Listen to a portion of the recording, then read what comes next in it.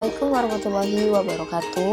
Hai semuanya, kembali lagi sama aku Jenny yang akan membahas tentang penalaran oposisi. Apa sih penalaran oposisi? Nah, sebelumnya melanjutkan video yang pertama membahas tentang muhasabah.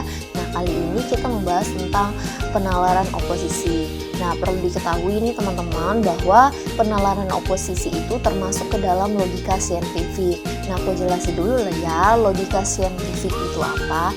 Nah, jadi logika saintifik ini adalah bagaimana cara kita dalam berproses berpikir itu menemukan kesimpulan yang benar, tepat, karena sudah teruji secara analisa, terus secara data, dan juga secara lebih fakta atau lebih realnya ya. Nah, dan tujuan dari logika saintifik ini adalah untuk menyingkirkan hal-hal yang emang itu hoax atau yang bisa membuat kita itu sesat dalam berpikir. Sesat dalam berpikir maksudnya adalah ketika kita berpikir terus kita menyimpulkan. Nah, kita menyimpulkan itu tidak menggunakan data atau analisa. Nah, takutnya itu kesalahpahaman. Jadi intinya logika saintifik ini adalah bagaimana cara kita berproses berpikir, dan juga dalam berproses berpikir itu bisa diterima oleh logika, oleh akal, serta kesimpulannya nanti bisa benar dan tidak menimbulkan hal-hal yang membuat salah paham. Nah, itu logika saintifik. Nah, selanjutnya kita akan membahas tentang penalaran oposisi. Apa sih penalaran oposisi ini? Nah, jadi penalaran oposisi ini adalah pertentangan antara dua pernyataan dengan tren yang sama. Pertentangan yang dimaksud di sini adalah hubungan logik, yaitu hubungan yang di dalamnya terkandung adanya suatu penilaian benar atau salah terhadap dua pernyataan yang diperbandingkan.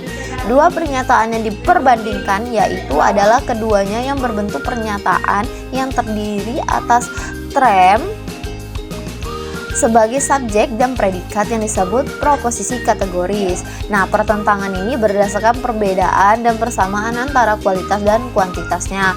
Maka dapat dibedakan menjadi 4 macam nih, yaitu oposisi kontrarik, subkontrarik, kontradiktorik, dan oposisi subalternasi. Nah, selanjutnya kita membahas tentang berbagai macam oposisi tadi ya. Nah, jadi selanjutnya kita akan membahas tentang oposisi kontrarik. Nah, jadi oposisi kontrarik ini ialah pertentangan dua proposisi universal atau secara umum atas dasar tren yang sama tetapi berbeda kualitasnya, yaitu keduanya berkuantor umum, yang satu afirmatif, yang lainnya negatif. Jadi untuk rumus oposisi kontrarik ini adalah semua subjek adalah P, semua subjek bukan P. Nah, hukumnya yang pertama, apabila pernyataan yang satu diakui benar, maka yang lain pasti salah. Apabila pernyataan yang satu diakui salah, maka yang lain juga dapat benar dan juga dapat salah. Nah, sebagai contohnya, yaitu semua anggota Dewan Perwakilan Rakyat korupsi, dan contoh yang kedua, semua anggota Dewan Perwakilan Rakyat tidak korupsi. Nah, jadi kedua hal ini bisa benar ataupun bisa salah karena hukumnya tadi ada dua ya. Yang pertama itu apabila yang satu diakui benar, maka yang lain pasti salah. Semisal kita mengakui benar bahwa semua anggota Dewan Perwakilan Rakyat tidak korupsi.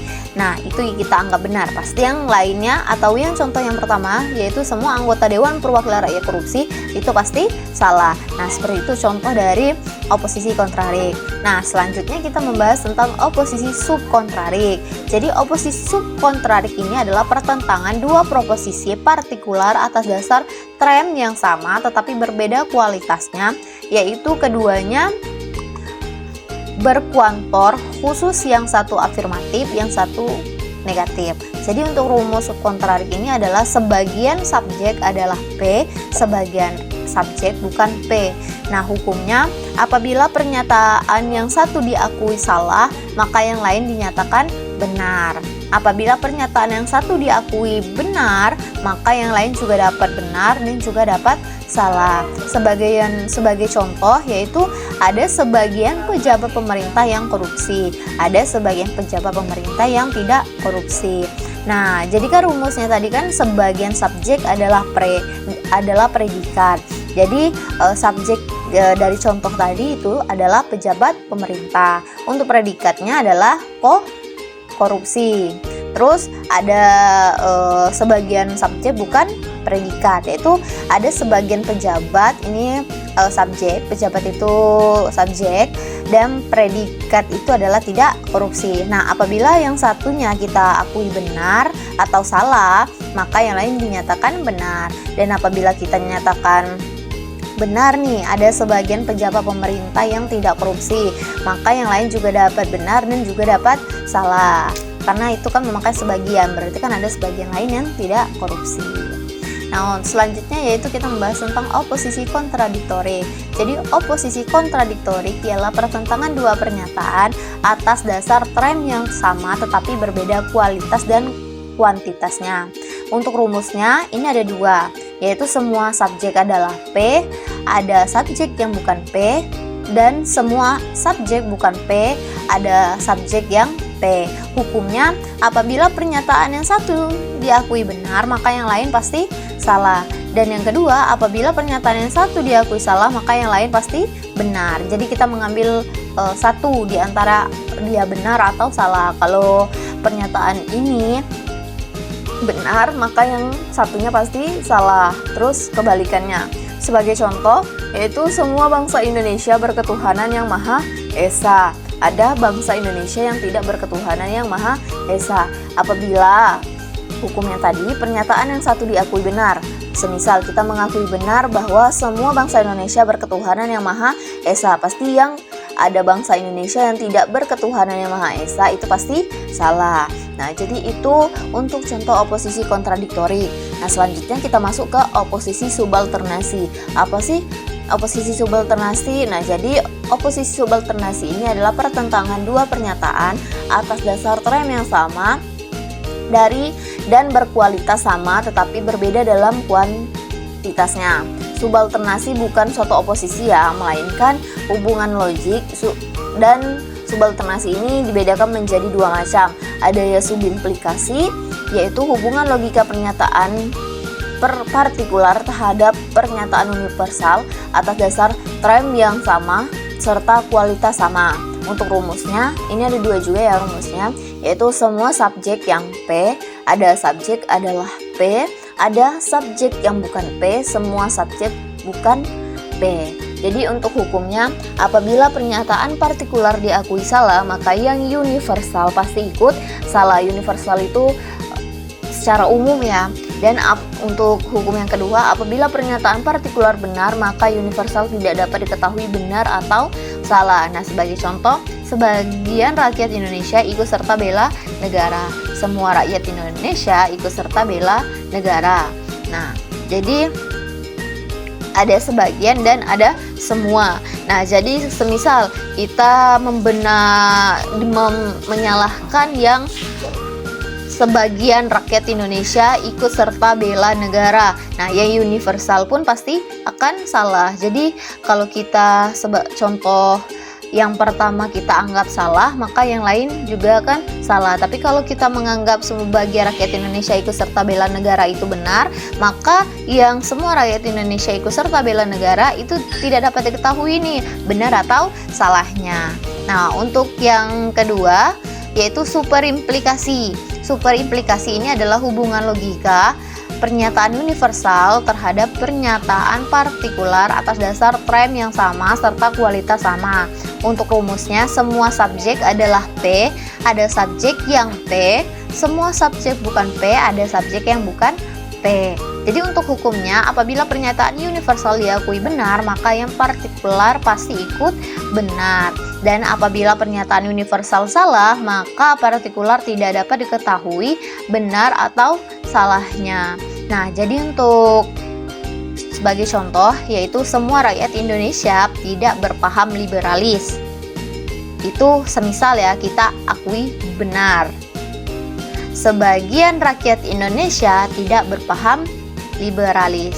Jadi ketika semua atau pernyataan yang universal, karena semua rakyat Indonesia itu universal ya, bukan terkhusus. Nah, jadi semua rakyat Indonesia tidak berpaham liberalis, kita akui benar, maka yang sebagai rakyat Indonesia tidak berpaham liberalis itu pasti juga ikut benar. Karena hukum yang pertama, apabila pernyataan yang universalnya diakui benar, maka yang partikular pasti benar.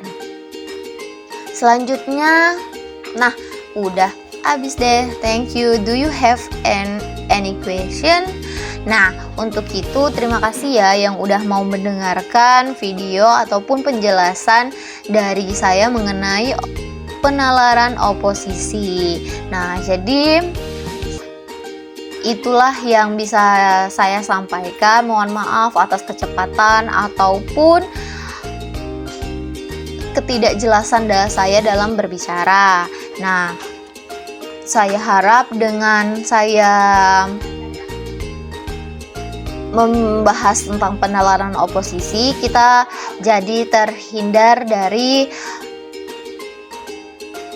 penyimpulan-penyimpulan yang salah ataupun berpikirnya kita tuh selalu tidak dibarengi dengan fakta atau analisa. Nah, jadi itulah yang membuat orang salah paham atau membuat orang sakit hati. Karena benar teman-teman, kalau misalnya nih kita ngomong tanpa ada pernyataan, tanpa ada pembenaran data, analisa, pasti kita menyampaikan ke orang lain akan menyampaikan dengan orang lain juga. Jadi kayak estafet. Jadi dosa kita salah, mereka salah, tambah salah. Nah, jadi harapannya dengan kita belajar penalaran oposisi, kita jadi tahu nih, oh ternyata dalam penalaran itu ada juga loh tentang bagaimana cara berpikir yang benar dan tepat sehingga tidak membuat salah paham orang lain. Dan itu yang bisa saya sampaikan, lebih dan kurangnya saya mohon maaf. Ketika ada kesalahan itu datangnya dari saya sendiri, dan ketika itu ada yang benar itu datangnya dari karunia Tuhan. Akhirul kalam, wallahul muwaffiq ila aqwamit thoriq. Wassalamualaikum warahmatullahi wabarakatuh.